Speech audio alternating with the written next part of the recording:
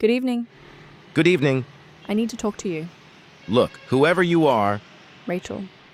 Hi, Rachel. I'm very busy. It was a godlike feat just to get my own secretary to leave me alone for this hour in my car. Now, what do you want? Well, that's kind of complicated. I think we can help each other. Oh, really? What's a teenager going to do for me? I'm 23. And the thing is, I have a superpower. Or something. Don't know what you'd call it. Can you look at the road? I first noticed it back when I was a kid. My parents were drunks. Both of them. They didn't beat me or anything, but they were drunks. Lowlifes. You know. Anyway, Mom liked hard liquor at home. Dad was more of a social drunk, so he'd head down to the bar. Everyone liked him. He'd bring me along. He knew Mom would be passed out soon, and he figured a bar was safer for a 10-year-old girl than an apartment with no supervision. It was cool. I was kind of a mascot there. One time, the bar got raided by the cops for letting the local high school punks in without checking IDs. I was there at the time. Nobody cared about me being there, but they wrote up the bar for all the teenagers. Technically, the cops should have written them up for me too. That should have been a clue, but I was too young to pick up on it. Pick up on what? You'll see. When I was 12, Mom sent me to 7-Eleven to get her a bottle of dinner. I knew they wouldn't sell me liquor, but she gave me candy money too. So, who was I to argue? When I got there, the place was being robbed. We lived in a pretty crappy neighborhood. It wasn't that uncommon. A guy in a mask had the owner down on the floor, holding a shotgun to his head. The robber looked at me, then went back to threatening the shopkeeper. I said, "Hey, mind if I take some booze?" He just said, "Whatever." So I did. And some candy too. Then I left. You're lucky he didn't shoot you or take you hostage. Still not seeing a superpower. Hush. When I was 14, I was in the best clique. No angst-filled high school years for me. I ended up friends with the most popular girls in school and dated the popular boys. It was awesome. Kids all over that school would have given anything to be in that group. You know what I did to get in? I sat at their table. Just, at lunchtime. I sat at their table and nobody told me not to. So eventually they started talking to me and got to like me. That sort of thing. Anyone else who got within a mile of the table got extreme bitch treatment if they were a girl, or massive wedgies if they were a boy. So your superpower is to be popular? I barely graduated from high school. No college would take me, and it wasn't like I could pay for it anyway.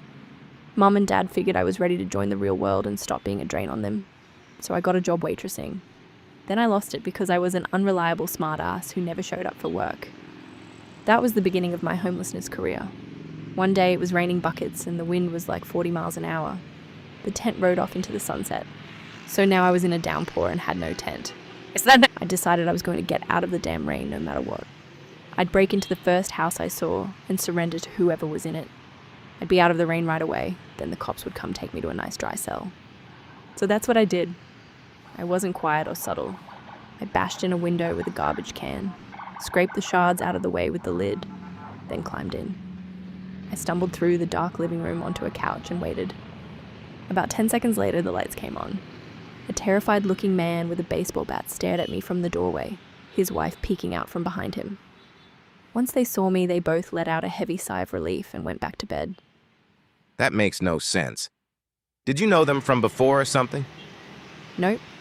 First time we'd ever met. Can I continue? Sure. Okay. So anyway, I stayed at their house for weeks, and they never complained. They even chatted with me. I can't say we became friends. In fact, I could tell they resented me being there. But they never kicked me out. That's when I started to realize something. I'd never been kicked out. Of anywhere. Ever. I decided to put it to the test. Something small to start with. I went to a bank. There was a line. I walked right to the front of it. Nobody complained. They had a security door where the tellers could go in and out. I waited by it, then followed one of the tellers when they buzzed her in. So I grabbed a handful of money from one of the drawers. "Hey, what the hell are you doing?" someone said. "Oh, my bad," I said, putting the money back. "I'm new." Then everyone was happy again. Seriously? Because it sounds like bullshit. I did some more tests over the next few days. As far as I can tell, everywhere I go, everyone thinks I'm supposed to be there. Yep. Definitely smelling the bullshit now. But it's not a free ride. People think I'm supposed to be there, but I can only get away with doing things they expect. I stole some drugs from a pharmacy, just to see if I could. I walked right behind the counter, got an empty pill container, and filled it with Valium. The pharmacist didn't give me a second look. People who are supposed to be there are expected to fill pill bottles, but people at a bank are not expected to grab handfuls of cash. See? See what I did there? I was talking about smelling the bullshit.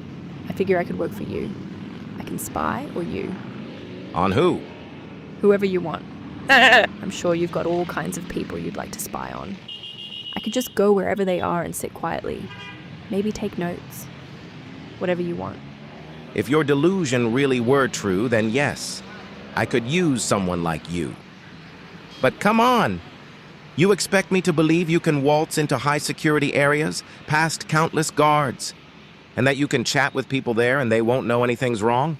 Can you provide any proof? Anything at all? I don't know, Mr. President. You tell me.